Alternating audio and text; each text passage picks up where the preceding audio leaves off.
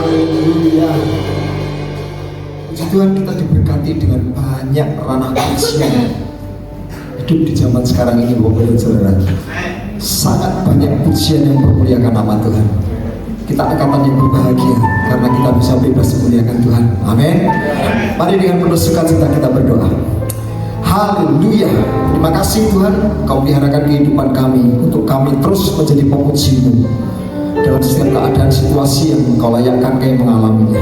Terima kasih pagi hari ini Kau himpunkan kami bersama-sama untuk kami belajar kembali firman-Mu dan mempersiapkan kehidupan kami menjadi pemuji-pemuji-Mu kelak ketika kami diselamatkan, berhimpun bersama dengan seluruh makhluk surgawi yang sudah ada di sana mendahului kami. Terima kasih Bapa di surga, kami siap belajar firman-Mu. Urapi hamba-Mu, urapi kami semua seperti Kau sudah mengurapi ibadah pujian pada yang kami persembahkan di dalam hadirat-Mu. Bapa, kami mohon kiranya Engkau memberkati seluruh pelayan-Mu yang sudah mengambil bagian dalam ibadah kami ibadah pagi hari ini ya Tuhan. Pak Slamet dan rekan-rekan yang lain, Pak Adiman yang menjemput dan mengantarkan jemaat tiba bersama-sama, para orang tua yang mempersiapkan anak-anaknya sejak pagi untuk datang beribadah kepada Tuhan dan mempersiapkan segala sesuatunya untuk dibawa menjadi persembahan bagi korban pujian dan pengagungan kepada Tuhan dalam pada pagi hari ini. Juga pelayan musik dan pujian serta kolektan, terima tamu, semuanya Tuhan berkati supaya kami tahu setiap jerih lelah kami dalam Engkau tidak pernah sia-sia, tetapi Engkau yang memperhatikan dan mengetahuinya dan mengujinya dan memberkatinya dengan kelimpahan kasih karunia-Mu. Terima kasih Bapak. Kami siap menyambut firman-Mu dengan penuh sukacita dalam nama Tuhan Yesus Kristus. Haleluya. Yang percaya dan siap menyambut firman Tuhan katakan amin. Amin. Ya, kita bertemu kepada Tuhan. Silakan dulu Bapak dan Saudara. Terima kasih untuk Mas Agus, Mas Hamzah ini. Aku disuruh lagi ini luar biasa. Mas Ibi, terima kasih ya. Oke, Mbak Kristi dan teman-teman. Oke, Bapak dan Saudara, senang sekali saya bisa lebih sehat, bisa lebih bebas mempermuliakan nama Tuhan. Nah, pagi hari ini kita akan lanjutkan. Ketika kita memperhatikan ibadah kita, ya, mari kita betul-betul meletakkan dasar ibadah kita itu Alkitabiah, saudaraku ya. Bukan kata orang, bukan tren orang, gitu ya. Tetapi sesuai dengan Alkitab. Oke, mari kita baca Mazmur pasal 103 ayat 1 sampai 5. Mazmur 103 ayat 1 sampai 5. Kita membuat penekanan pagi hari ini, pujian, tentu saja pujian kita itu harus berkenan. Harus. Tidak boleh asal pujian. Gak boleh, saudaraku. Kenapa? Karena surga itu penuh pujian.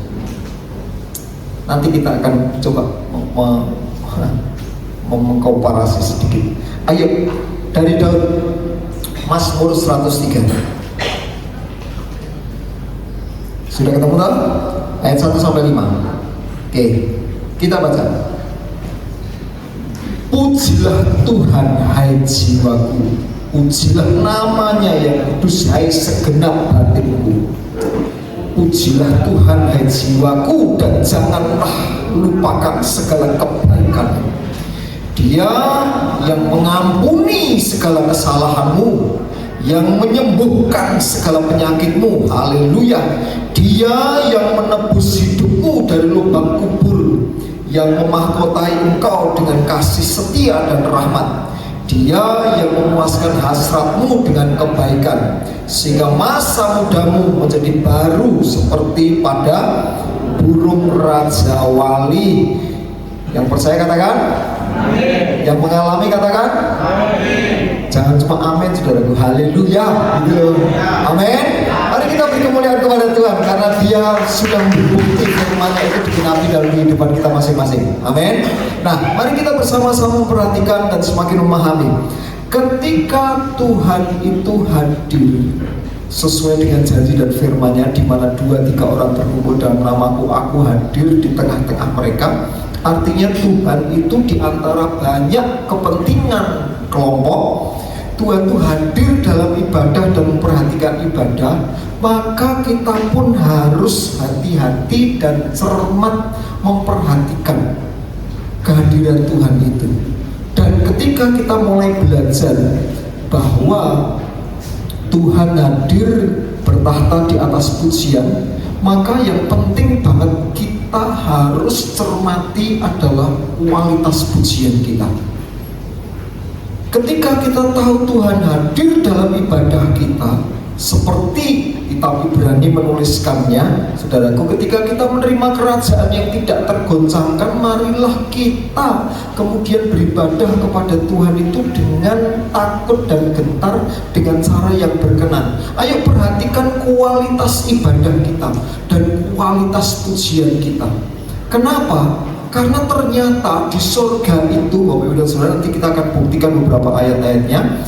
Itu di sana itu dipenuhi dengan orang-orang yang sudah mendahului kita, dan para malaikat itu juga melaksanakan ibadah.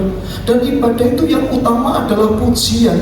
Jadi ketika kita hidup disaksikan oleh surga menjadi saksi kita, dan mereka menyaksikan ketika kita sedang beribadah, mereka membandingkan ibadah yang di surga itu sebetulnya kayak ini loh. Lah kok kowe ibadahmu nek ngomong kayak ecek-ecek gitu piye, saudara? Ingat ya, kita ini selalu ada di dalam sebuah keadaan yang mau tidak mau saling membanding-bandingkan. Betul enggak? Sudah itu biasa Bapak dan Saudara. Di tengah keluarga seperti itu. Bertetangga juga seperti itu, bakulan ya seperti itu, usaha ya seperti itu, sekolah seperti itu, hidup ya seperti itu. Gitu saudaraku, kita selalu ada pada seperti itu. Nah, ketika kita mulai berbicara tentang sudut pandang ilahi, ada para saksi kita seperti awan-awan di surga sana yang memperhatikan ibadah kita. Bukan hanya Tuhan yang hadir, tetapi kita mesti belajar. Cobalah kita membandingkan ibadah surgawi dengan ibadah kita di bumi. Ketika mempelajari hal ini, ketika memahami hal ini, saya terus terang banyak menegur diri saya sendiri. Lah, kowe dhewe piye? Doamu piye? Bapak Ibu dan Saudara, kenapa hal ini patut menjadi perhatian kita? Ketika Tuhan Yesus pelayanan di atas muka bumi dulu, ya, 2000 tahun lebih yang lalu, dia itu juga pernah menegur bangsa Israel, umat pilihan Tuhan, secara tajam, kritis, dan dalam bahasa kita zaman sekarang ini ya kritik yang menyakitkan. Ditujukan kepada siapa? Mari kita baca aja ayatnya. Markus pasal yang ke-7 ayat 6-8. Markus pasal yang ke-7 ayat 6-8. Mari kita baca. Jawab mereka kepada mereka, benarlah nubuat Yesaya tentang kamu, hai orang-orang munafik. Jadi langsung ditujukan kepada siapa? Orang-orang munafik. Sebab ada tertulis, bangsa ini memuliakan aku dengan bibirnya, padahal hatinya jauh daripadaku. Dikatakan apa berikutnya? Percuma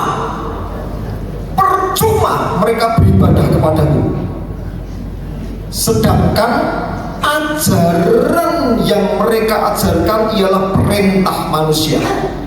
Perintah Allah kamu abaikan untuk berpegang kepada adat istiadat manusiawi.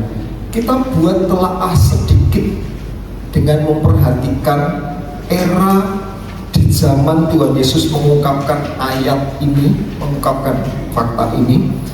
Kira-kira dulu ibadahnya itu seperti apa? Kenapa? Karena justru sekali lagi ini memberi bukti Tuhan itu sangat memperhatikan ketika seorang itu beribadah. Yang ditegur oleh orang munafik ini justru ditujukan kepada seseorang yang sedang beribadah, atau kepada satu kelompok yang sedang beribadah, atau umat pilihan yang sedang beribadah. Sangat tajam. Hai kamu orang-orang terdapat di mana? Di dalam ibadah. Saya sebagai gembala sidang, saya sebagai hamba Tuhan, dan ya pekerjaan saya adalah ibadah. Terus terang ini harus tertuju kepada saya pribadi. Karena memang tujuannya Tuhan untuk memperbaiki orang yang beribadah kepada Tuhan. Nah, kenapa Tuhan menegur orang-orang pada waktu itu? Karena pada zaman itu, saudaraku, ya, tidak tahu zaman sekarang, ibadah orang-orang Israel itu dipimpin oleh ahli-ahli Taurat, imam-imam dan sebagainya. Itu ditujukan untuk melaksanakan ritual, sekedar ritual, atau satu susunan liturgia yang rutin, dan mereka harus tinggal menyalat saja. Amin, amin, diberkati, itu saudaraku. Itu mesti dihafalkan secara urut-urutan yang diatur, dimaknai, dan dinilai oleh imam-imam atau pemimpin ibadah itu, saudaraku. Harus begini, harus begitu, saudaraku. Kalau tidak seperti itu, maka kamu dianggap, diajarkan oleh mereka, kamu berdosa sama Tuhan. Jadi yang menetapkan dosa itu siapa? Mereka, para imam itu, saudaraku. Nah, akhirnya apa yang terjadi? Terpaksa umat itu sangat memperhatikan perilaku imam itu ketika ibadah. Niru mereka, nurun mereka, mencermati mereka. Jadi pusat perhatiannya itu adalah pada tata cara liturgia dan tokoh di depan yang melakukannya. Sebab ditanamkan, kamu mesti merasa bersalah, bahkan merasa berdosa kalau kamu tidak melakukan tepat seperti yang diajarkan, yang dihafalkan ini, Bapak dan Saudara. Kita tidak berbicara tentang agama lain, kita berbicara tentang praktek orang Yahudi pada zaman itu, saudaraku. Jadi bukan tentang agama yang lain, tetapi justru di mana Tuhan memperhatikan orang Israel yang beribadah. Itu yang terjadi. Nah, sehingga ketika kehadiran Tuhan tidak lagi menjadi pusat perhatian, tetapi justru tokoh-tokoh itu yang menjadi pusat perhatian, ibadahnya tertuju kepada siapa sekarang? Yang ternyata didedikasikan oleh para tokoh imam-imam itu, saudaraku. Nah, itu yang disebut oleh Tuhan percuma. Sebab mulutnya memuji Tuhan, tetapi perhatian dan semuanya tertuju kepada manusia. Adat istiadat turun-temurun yang diwariskan oleh manusia, oleh aturan di rumah ibadah itu. Nah, Tuhan Yesus menyebutnya perintah yang kamu lakukan itu hanyalah adat istiadat nenek moyang. Ya tentunya nenek moyang dalam kultur keagamaan itu. Nah, makanya Tuhan Yesus sejak awal sudah memberikan semacam penjelasan bahwa Tuhan itu sesungguhnya memang sangat memperhatikan ibadah, dan pola ibadah yang berkenan kepada Tuhan itu ini. Yohanes pasal 4. Coba kita cermati kata-kata Tuhan itu sedikit saja, saudara. Tetapi saatnya akan datang, ayat 23-24. Dan sudah tiba sekarang bahwa penyembah-penyembah benar akan menyembah Bapa dalam roh dan kebenaran. Sebab Bapa menghendaki penyembah-penyembah demikian. Allah itu roh, dan barang siapa menyembah Dia harus menyembahnya dalam roh dan kebenaran. Dan kita menyaksikan Yesus memimpin para murid-Nya, menuntun mereka untuk beribadah dengan cara yang benar. Murid-muridnya itu jadi mengenali Tuhan itu cara ibadahnya bagaimana. Tidak terikat tempat, tetapi hatinya tertuju kepada Bapa di surga. Amin. Dalam hal ini saya bukan berarti mengkritisi atau tidak butuh gereja atau tempat kumpulan bersama, tidak. Tetapi pada waktu itu Tuhan Yesus itu betul-betul mengarahkan dimanapun mereka berada, mereka mesti menunjukkan hatinya itu kepada Bapa. Nah, Oleh sebab itu, ketika kita mulai belajar dan mendasari ibadah kita itu ingin kita lakukan dengan cara yang berkenan, yaitu melalui puji-pujian kepada Tuhan. Didasarkan pada apa? Sekali lagi, saya tidak ingin mengikuti arus atau aliran-aliran tertentu. Kenapa? Karena sekarang ini di medsos, saudaraku, sedang terjadi perdebatan ibadah, ya. Wah, macam-macam gitu, wah gitu. Dan yang dikritisi apa? Pentakosta itu, ya kita kebetulan aja ada pada itu ibadah rame ribut, saudaraku, dianggap tidak tertib, gitu. Nah, sementara kalau di gereja yang lain tertentu itu pendapat mereka, ya saya nggak mau ikut-ikutan, itu saya ingin mengarahkan sesuai dengan yang Alkitab saja, saudaraku. Sementara yang lain itu kalau ibadah senyap gitu, saudaraku, lalu sampai jarum jatuh aja katanya bisa kedengaran gitu, ya. Ya itu ilustrasinya betapa heningnya itu, saudaraku, ya. Nah, mana yang benar, monggo lah, karena masing-masing itu ditentukan oleh kebijakan pemimpin-pemimpin mereka selama dalam beribadah. Tetapi yang saya pengen soroti, yuk kita mencermati bagaimana peribadahan surga itu, saudara. Kenapa? Karena peribadahan yang utama seperti kitab Ibrani menuliskan, apa yang ditunjukkan sekarang ini di bumi ini hanyalah merupakan refleksi surgawi. Ibadah yang utama itu ibadah yang surgawi. Nah, ternyata di surga sudah kita bahas pada minggu yang lalu, di sana itu dipenuhi dengan pujian. Kita mulai dari pasal yang keempat yang sudah kita baca yang lalu. Surga itu penuh dengan pujian, dimulai dengan 4 tokoh utama yang dekat dengan ring satunya Tuhan. 4 makhluk itu, mereka memuliakan Tuhan, kudus, kuduslah Tuhan, ya. Nah, dan diikuti para tua-tua. Nah, sekarang kita akan melihat, saya cantumkan di sana beberapa ayat dalam kitab Wahyu, betapa surga itu suasananya itu penuh dengan pujian, bukan yang lain. Jadi mohon maaf ya, saya ingin mengatakan belak-belakan. Pekerjaan saya ini sebagai pembicara, pemberita Injil itu orang kanggo ning surga. Tenan ra kanggo. Saya sekarang sedang mencari berdedikasi aja sungguh-sungguh melakukan pelayanan ini untuk nantinya dilayakkan. Di sana itu ternyata apa? Menjadi bagian dari pemuji. Udah, pemuji. Nah, kenapa pemuji, Bapak Ibu dan Saudara? Karena ternyata pemuji itu bisa dilakukan juga oleh jemaat. Amin. Tapi khotbah belum tentu. Betul kan?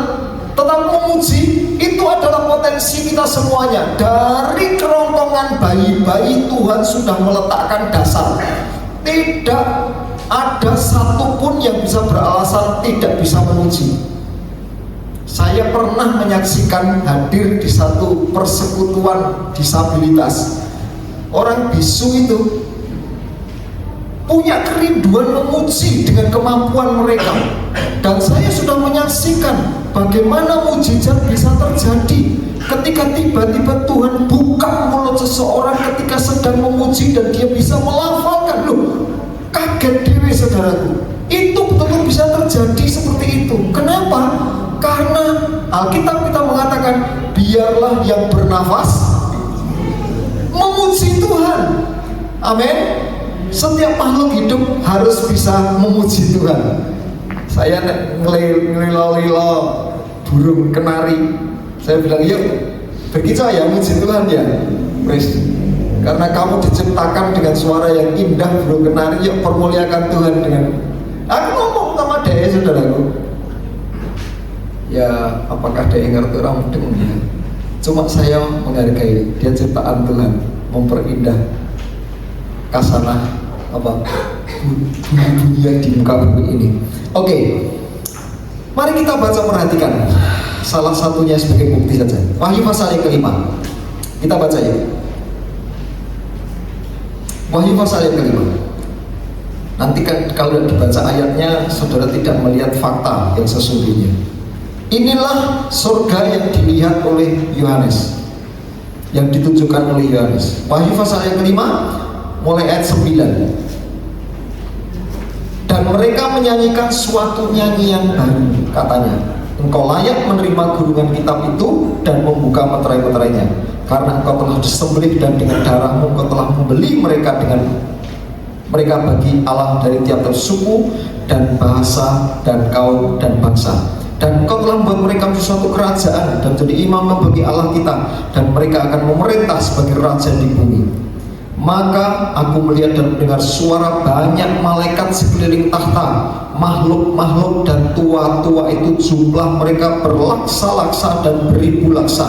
Katanya dengan suara nyaring, anak domba yang disembelih itu layak menerima kuasa dan kekayaan dan hikmat dan kekuatan dan hormat dan kemuliaan dan puji-pujian. Dan aku mendengar semua makhluk yang di surga dan yang di bumi dan yang di bawah bumi, yang di laut dan semua yang ada di dalamnya berkata, bagi Dia yang duduk di atas tahta, bagi anak domba adalah puji-pujian dan hormat dan kemuliaan dan kuasa sampai selama-lamanya. Dan keempat makhluk itu berkata, amin. Dan tua-tua itu jatuh tersungkur dan menyembah. Bayangkan, segenap makhluk di surga, di bumi, di dasar laut bersatu dalam, kok lemes man? Tidak mudah gak sih diwasa? Dalam pujian. Kita di dalamnya enggak? Seharusnya ada. Saya pakai kata seharusnya karena memang dikatakan semua makhluk itu basah. Saya pikir-pikir dasar lautan itu sopo ya? Itu bersatu hati memuji Tuhan. Jadi kalau kita pengen tahu jenis kesatuan itu timbul pada mulanya itu dari mana, dimulai dari apa? Jelas sekali ayat mengatakan melalui di dalam, kok kita nyambut untuk kata pujian. Coba yakinkan bahwa saudara mengetahui dan menyadari ini. Melalui apa? Apa yang keluar dari bibir Anda? Pujian. Tidak ada yang lain. Pujian. Nah makanya saya kepengen Bapak Ibu dan Saudara, kita itu memahami dengan betul-betul ketika kita menghargai di mana Tuhan hadir, Dia bertahta di dalam pujian. Kita itu perlu mengingat refleksi ini. Iya ya, di surga ya, kenapa Tuhan itu kok bertahta di pujian? Karena surga itu dipenuhi dengan pujian.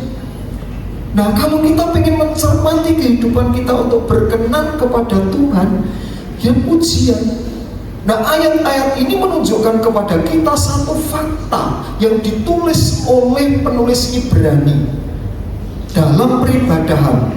Yuk kita baca Ibrani pasal yang ke-12 ayat 22-24. Ibrani 12 ayat 22-24. Oke, 2-3. Tetapi kamu datang ke Bukit Sion, ke kota Allah yang hidup, Yerusalem surgawi, dan kepada beribu-ribu malaikat, suatu kumpulan yang meriah, dan kepada jemaat anak-anak sulung yang namanya terdaftar di surga, dan kepada Allah yang menghakimi semua orang, dan kepada roh-roh orang benar yang telah menjadi sempurna, dan kepada Yesus pengantara perjanjian baru, dan kepada darah pemercikan yang berbicara lebih kuat daripada darah Abel. Coba, ketika kita datang ke surga, kita itu betul-betul menyaksikan keberadaan kita itu adalah karya anak domba, yang darah itu masih segar terus untuk mengampuni dosa-dosa kita, untuk menebus kesalahan-kesalahan kita. Nah kalau orang sudah ditebus, kalau orang sudah diampuni, kalau orang menerima kasih, sepatutnya tidak ada yang lain, hanya memuji. Jadi betul-betul surga itu kumpulan yang meriah. Nah, ketika mendengar kata-kata ini saya coba merenungkan. Ya, pemikirannya begini loh Bapak dan Saudara. Surga itu bukan kumpulan yang meriah. Kira-kira dari surga terang pun. Saya tahu. Nek surga itu sunyi senyap. Karena Tuhan hadir, maka semua menghormati Tuhan. Sunyi senyap. Nah, saya hanya membaca dalam Alkitab kita, Wahyu pasal 12 ayat yang pertama dan kedua itu aja mengatakan hanya setengah jam. Surga itu sunyi itu hanya setengah jam. Ketika meterai yang ketujuh dibuka, itu saja cuma setengah jam. Selebihnya apa? Meriah. Ini bener ya. Manusia itu salah satu penderitaannya. Sorry kalau itu mengena pada kita. Yang paling tidak disenangi itu adalah rasa kesepian. Orang digagas, orang dianggap, dijar-kejar itu saudara.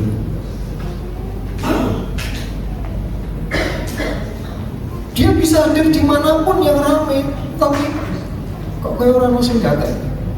Dan sebaliknya, salah satu sumber apa? Salah satu citra kebahagiaan. Wong seneng wah kayak kok gitu. Ketika apa? Kita tuh bisa tertawa lepas. Betul nggak? Bisa bebas. Nah, saya ambil contoh sesuai dengan bidang saya senang olahraga. Pernahkah ada ditayangkan walaupun untuk event kejuaraan dunia yang di TV, saudara, siaran langsung pertandingan catur? Ada? Pernah? Halo? Kenapa? Wih, padahal ini tokohnya cerdas banget saudaraku, memperebutkan kejuaraan dunia, unggul banget saudaraku. Catur itu permainan level kelas tinggi saudaraku. Bikin dipahami kalau ngomong sih gunakan utak dengan baik, menghargai akal budi dengan sepenuhnya. Sepi.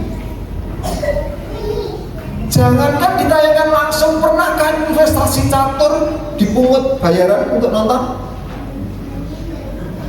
Tiket digratisin pun loh saudaraku, gak ada orang yang nonton. Tapi beda karo bal-balan bukan? Halo? Sepak bola? Yang membedakan apa? Yang membedakan apa? Siji wae cuma meriah. Meriah. Gowo catur Anda sampai menang terus kayak model kejuaraan badminton. Gini. Dianggap apa? Tidak pantas, tidak sopan. Nek di catur terlalu arogan. Tapi nek neng badmintonan di sepak bola tidak seperti itu, dianggap apa? Lagi pihak sing kalah. Bener. Halo. Nek kita tidak mengekspresikan, dianggap sebagai apa? Pihak yang kalah. Nampak jelas di dalam kemeriahan itu, nampak jelas. Inilah yang patut kita belajar. Kenapa pujian itu menunjukkan kualitas pribadi kita, bagaimana iman percaya kita, bagaimana kasih kita kepada Tuhan. Dari kemeriahan itu saudaraku, nampak nyata kita itu ada di pihak mana. Gitu loh saudaraku. Kalau di pihak pemenang, wih pasti euforianya itu. Anda lihat ketika Argentina juara dunia, ketika kemarin yang terakhir siapa? Terakhir kemarin sing juara dunia? Spanyol. Berapa hari pestanya? Berhari-hari. Euforia itu masih terus di kota-kota, di Arab masih bersukacita terus. Kenapa? Karena juara menang ekspresi. Nah, sekarang bagaimana dengan kehidupan kalau para juara, para pemenang, roh-roh orang benar yang sudah dimenangkan itu, maka mereka mereka di surga itu tidak ada yang lain kecuali bersorak-sorai, bersukacita. Makanya yuk kita belajar, yuk ungkapkan hati kita bersama-sama dengan para makhluk surgawi untuk memuji Tuhan. Nah, cara pujian kita, saya ingin bagikan 2 tips saja sesuai dengan yang kita akan belajar kapan-kapan tentang narasi pujian makhluk surgawi. Tapi kali ini motivasi mereka saja dulu yang kita bahas. Yang pertama, yaitu pujian itu yang benar, yang berkenan, yang tidak asbuh, ya, tidak cuma bibir saja, tetapi disertai hati yang berkenan kepada Tuhan. Yaitu yang pertama, betul-betul tertuju kepada Tuhan. Katakan bersama-sama, betul-betul hanya kepada Tuhan. Ini warning buat kami para pelayan mimbar, supaya jangan mencuri perhatian jemaat. Dimulai dari motivasi kita dulu masing-masing. Itu juga terdiri koreksi buat sidang jemaat yang hadir. Ya, apa yang harus kita koreksi? Yuk kita baca dulu Matius 21 ayat 9, dasar ayatnya dulu. Dan banyak orang yang berjalan di depan Yesus dan yang mengikutinya dari belakang berseru katanya, Hosana bagi anak Daud, diberkatilah dia yang datang dalam nama Tuhan. Hosana di tempat yang maha tinggi. Mazmur 113 memperlengkapi dari Mazmur 103 tadi, ayat 1, 3, dan 4. Haleluya, pujilah hai hamba-hamba Tuhan, pujilah nama Tuhan. Dari terbitnya sampai kepada terbenamnya matahari, terpujilah nama Tuhan. Tuhan tinggi mengatasi segala bangsa, kemuliaannya mengatasi langit. Karena memang hanya Tuhan yang layak dipuji. Dialah penebus kita, dialah penyelamat kita. Persis pujian terakhir yang diangkat oleh Mbak Kristi untuk kita nyanyikan bersama-sama. Hanya Tuhan yang layak dipuji, karena dialah para narasi makhluk surgawi besok kita akan pelajari. Untuk apa? Supaya kita betul-betul persis seperti yang kita pahami katakan, berbahagialah mereka yang membaca, berbahagialah mereka yang mendengar, dan yang melakukannya. Kita akan mulai belajar untuk melakukannya yang satu ini, mempersiapkan diri menjadi pemuji di surga. Hanya Tuhan yang memang layak dipuji. Sudah, yang lain itu pertolongannya sementara. Saya ingin katakan, sopo meneh sing iso ngono. Sopo meneh sing iso ngono. Cuma Yesus sing mendengar doa. Ayo, sopo ayo. Sing ngajukan yang lain tak tantang, siapa yang bisa mendengar doa? Hanya Yesus, dia yang layak dipuji. Saya memberitakan ini terpaksa apa adanya belak-belakan. Mengapa? Karena saya belum yakin apakah Anda yang duduk di sana mendengar saya ini mau percaya. Wis cara meyakinkan Anda itu dengan cara apa lagi? Wis kecuali saya ngomong belak-belakan tak jelas terakhir. Ada Yesus yang mendengar doa. Dia tidak pernah berubah, maka dia layak dipuji. Maka ketika kita memuji, tujukan sungguh-sungguh kepada Yesus. Saya bersuka cita pagi ini, tak coba nih kok kowe tak lagu nih Kristi penak banget, pujian kepada Tuhan penak banget. Tuhan yang berkuasa di bumi dan di surga, berkuasa atas tubuh. Tak coba nih mencolot-mencolot. Kemarin saya mulai belajar olahraga di treadmill, sudah aku gitu. Iji krosok ampun kami tak prakteknya lunjak-lunjak orang yang papan badminton tetapi dia diri Tuhan. Sudah gitu doa gampang sederhana. Udah. Saya kepengen betul-betul apa yang tertulis dalam Alkitab itu terjadi bagi kita semuanya. Kalau tidak seperti itu, kita mau pegang apa? Iman kita dasarnya apa? Gitu loh saudara. Kalau kita tidak menghargai firman Tuhan ya dan amin, dia berfirman maka jadi. Kalau itu tidak terjadi pada kita dulu, kita mengharapkan terjadi pada siapa? Maka supaya ibadah kita betul-betul punya kuasa, punya dampak dan pengaruh yang nyata, kita mesti sungguh-sungguh memuji. Apakah pujian kita menyenangkan hati Tuhan? Maka yang pertama, sederhana banget, Sing dipuji sapa? Ya atimu ning kono, wis ngono wae. Sing dipuji sapa? Ya ning kono wae. Nek kita memuji, layak Tuhan dipuji, pikiran dan hatimu harus memang tertuju kepada Dia yang bertahta. Amin. Dia yang mulia. Sesederhana itu. Nah, kita tidak boleh memuji dan menyembah Tuhan itu tokoh-tokoh yang masih ibadah itu. Jangan mengangkat tokoh-tokoh manusia biasa, tidak layak, saudaraku. Apalagi ditayangkan tokoh-tokoh yang masih hidup maupun yang sudah mati menjadi teladan iman. Nek teladan iman cuma sekedar contoh aja boleh, tapi yang utama iman kita itu tertuju kepada Yesus, itu yang utama. Udah, amin. Karena membicarakan tentang Yesus saja kita ini kekurangan waktu. Kita kekurangan hikmat dan akal budi. Kok kita sempat-sempatin gagas tokoh-tokoh liane? Saudaraku, tenang, penolong satu-satu itu cuma Yesus. Amin. Yang doa kita itu Yesus, yang layak dipuji itu Yesus.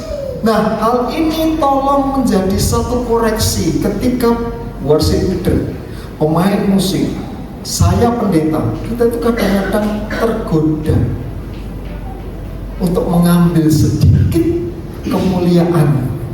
Gatekno aku. Udah, narasi kita jangan sampai gatekno aku, tapi ayolah gatekno Tuhan. Amin. Perhatikan Tuhan, permuliakan Tuhan. Setiap kali ada begitu, singkirkan. Kita sendiri disiplin, bukan aku pusat perhatiannya, tapi Yesus. Amin. Itu yang pertama. Yang kedua, sederhana banget, tulus. Kenapa? Karena pujian itu adalah persembahan. Kita baca ayatnya ya, dan sudah ini kita akan memuji Tuhan. Kiranya persembahan sukarela, Mazmur 119 ayat 108. Kiranya persembahan sukarela yang berupa puji-pujian berkenan kepadamu ya Tuhan, dan ajarkanlah hukum-hukum-Mu kepadaku. Efesus pasal yang kelima ayat 19 sampai. Nggak tahu lah. Yuk. Dan berkatalah seorang kepada yang lain dalam Mazmur, kidung puji-pujian dan nyanyian rohani. Bernyanyilah dan bersoraklah bagi Tuhan dengan segenap hati. Ucapkanlah syukur senantiasa atas segala sesuatu dalam nama Tuhan kita Yesus Kristus kepada Allah dan Bapa. Bernyanyilah dan bersoraklah bagi Tuhan dengan segenap hati. Tulus itu ya segenap hati itu, saudara. Segenap hati itu ya tulus. Sukarela. Ya sudah. Jadi kalau kita memberikan sesuatu dengan tulus itu, ya pemberian kita itu sudah betul-betul sudah bisa. Ini yang kita berikan. Dan ketika pujian maka kita mengatakan ini yang terbaik sudah, yang bisa mempersembahkan kali ini. Nah kalau menurut Anda terbaiknya ya seperti itu, ya sama apa? Gitu loh, mampu semono gitu. Tetapi itu betul-betul Anda sudah persembahkannya dengan tulus gitu. Udah, ujilah sendiri gitu loh. Nek kamu puji Tuhan, sing liyane ngadeg, moh boyo kowe sok aku linggo. Moh akeh males, males. Tenan aku males puji. Ya ora apa-apa. Tapi Anda tulus gitu saudaraku. Tetapi ketika Anda mau bersyukur banget, ketika berterima kasih banget, ayo jangan tahan-tahan. Udah. Kenapa? Karena sekali lagi cerminan kebahagiaan, cerminan sukacita itu adalah spontan. Gitu loh. Spontanitas. Wih, ekspresionis gitu loh. Nah, bukan cari perhatian, tetapi justru karena memperhatikan Tuhan. Amin. Memberi dengan Tuhan memati. Jadi ketika pujian kita ketuju kepada Tuhan, mari kita nanggur atau aku masuk ngomong sebenarnya tok sama Tuhan ini. Tuhan sudah banyak sekali memeliharakan kehidupanku, menolong aku, masuk semua ini cara aku muji. Gitu saudara. Berikan dengan tulus persembahan, sukarela dengan penuh sukacita. Udah, itu saja. Kenapa? Karena yang kita baca Wahyu pasal yang ke-5 tadi, saudara, coba lihat ekspresi mereka itu. Wih, tua yang posisinya terhormat itu loh turun dari tahta melempar mahkotanya bersembah sujud. Lah kita itu nekok kedengkol abote wis tenanan. Kita itu sama Tuhan itu terlalu banyak pelit. Medit urusan tubuh itu pelit banget kita sama Tuhan. Ngangkat tangannya setengah tiang terus. Mari angkat tangan kita. Neng kelas loh, siapa yang hadir lebih tinggi loh saudaraku. Halo? Bener gak? Jadi kita beribadah sama siapa? Lebih takut sama manusia. Saya ingin mengatakan hal ini kok gak terus terang, kecaman keras. Sekali lagi karena Tuhan memperhatikan kita. Nah Tuhan gak tanya saudara, ya monggo silakan. Tetapi saya ingin mengatakan ketika kita tahu Tuhan memperhatikan kita, kalau kita senyum ya senyum selebar mungkin. Terima kasih Tuhan, haleluya. Yang setuju katakan haleluya. Terima kasih Tuhan, kau luar biasa. Nah, ketika hal-hal itu bisa kita lakukan, sebetulnya kegunaannya itu untuk kita juga Bapak Ibu dan Saudara. Saya ingin mengingatkan begini dulu. Surga itu jadi surga itu bukan karena menyesuaikan selera kita. Tidak. Surga adalah surga. Sudah ada banyak penghuni di sana sebelum kita. Jadi jangan suruh surga menyesuaikan suka-suka kita, maka itu baru jadi surga. Bukan. Tetapi kitalah yang mesti diperbaharui, diubah, dibentuk dan dipersiapkan supaya nanti masuk surga kita jadi betah dan kerasan di sana. Amin. Kita jadi bisa mengikuti gitu loh. Jangan suruh Tuhan itu manuti kemampuan kita terus dengan mengatakan mbok maklum mono Tuhan mengaku mengini kok karaktermu seperti ini. No, Tuhan ya tetap Tuhan jauh sebelum ada gitu loh. Kita yang harus melalui Alkitab, melalui kebenaran, kita lah yang mesti ini loh, kowe iki kudu dituntun oleh Roh Kudus untuk berubah sesuai dengan maunya Tuhan, berkenan kepada Tuhan. Nek suruh Tuhan terus ngikuti kemauanmu, lah rusak dunia ini Bapak dan Saudara. Tidak ada aturan, tidak ada tatanan, semua orang berbuat suka-suka. Makanya ketika kita beribadah, ayo kita selaraskan, sesuaikan dengan kebenaran firman Tuhan. Sesuaikan dan selaraskan dengan kita kelak beribadah di surga. Amin. Itu yang dapat saya bagikan sesuai dengan pertanggungjawaban teman. Kita belajar memuji Tuhan dengan sepenuh hati kita. Amin. Sekali lagi dua hal, tujukan kepada Tuhan. Yang kedua, setulus saudara. Terserah. Karena pujian itu bersama pribadi, Tuhan perhatikan kita pribadi. Karena kita membutuhkan perkenanan pribadi, maka ujilah hati kita, cara kita, ujian kita secara pribadi juga. Tidak usah ikut-ikutan saya, jangan perhatikan saya, tapi perhatikanlah Tuhan yang kita puji dan pengharapan kita kepadanya. Mari kita katakan kepada Tuhan. Bukan dengan kekuatan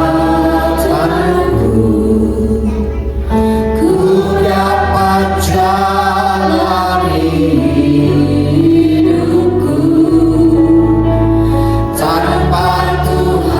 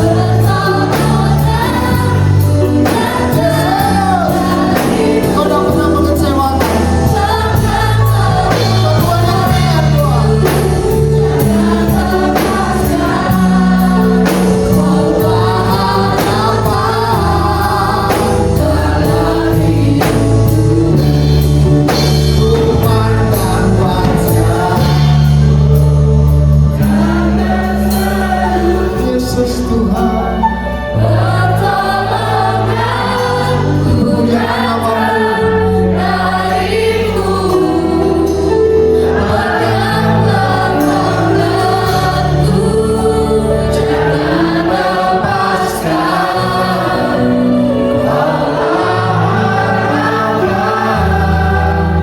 Dalam hidupku, Kaulah harapan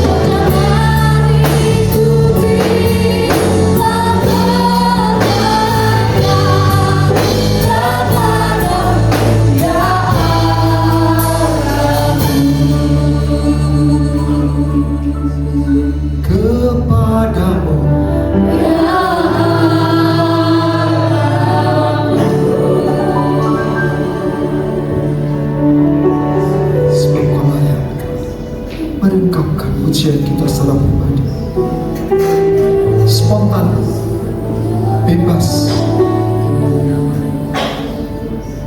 Penghargaan pribadi kita kepada Tuhan. Terima kasih Tuhan, Kau baik sekali.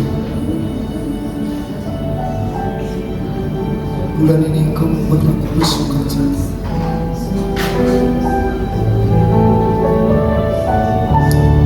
Bulan ini kami dipenuhi dengan kasih-Mu.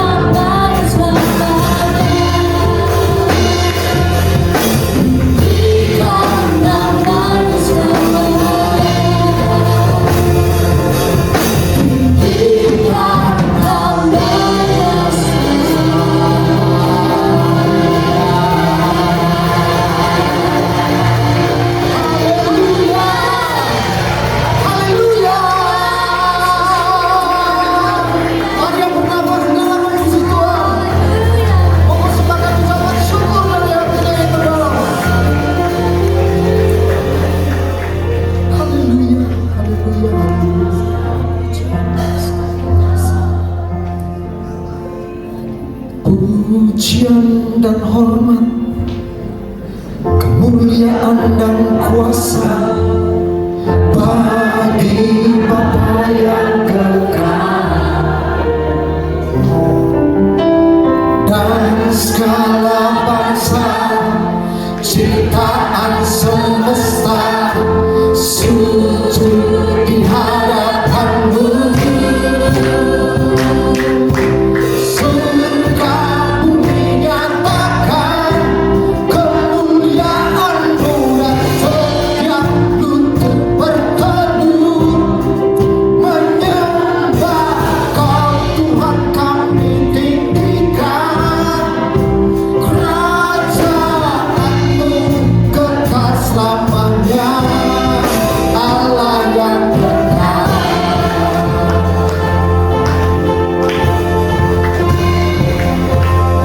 Pujian dan hormat, kemuliaan dan kuasa bagi Allah yang kekal. Dan segala bangsa ciptaan semesta sujud di hadapan-Mu. Surga menyatakan kemuliaan-Mu, dan setiap lutut berteduh menyembah Kau Tuhan kami tinggikan. Kerajaan-Mu kekal selamanya, Allah yang kekal. Jahat-Mu berkuasa di bumi, puji Allah yang kekal. Kekuatan-Mu ajaib dan besar, puji Allah yang kekal. Sudah menyatakan kemuliaan-Mu, dan setiap lutut berteduh menyembah Kau Tuhan kami tinggikan. Kerajaan-Mu kekal selamanya, Allah yang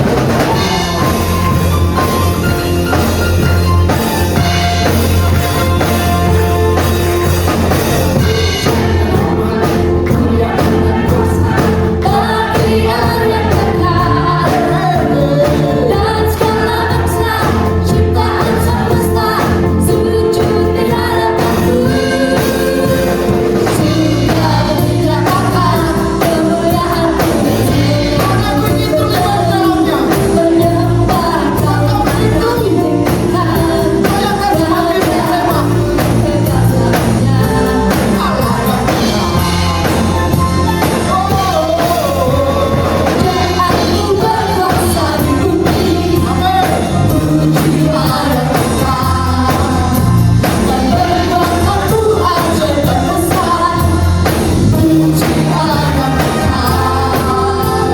Sudah menyatakan kemuliaan-Mu, dan setiap lutut berteduh menyembah Kau Tuhan kami tinggikan. Kerajaan-Mu kekal selamanya, Allah yang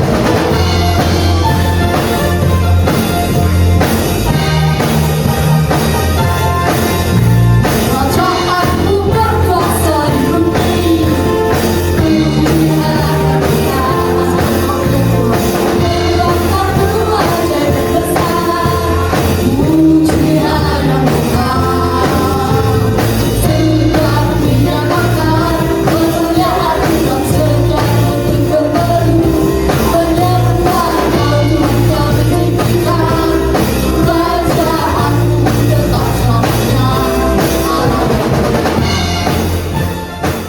Thank you, Jesus, for your love, for your mercy from above. You have never let me go. You're the strength within my soul. Thank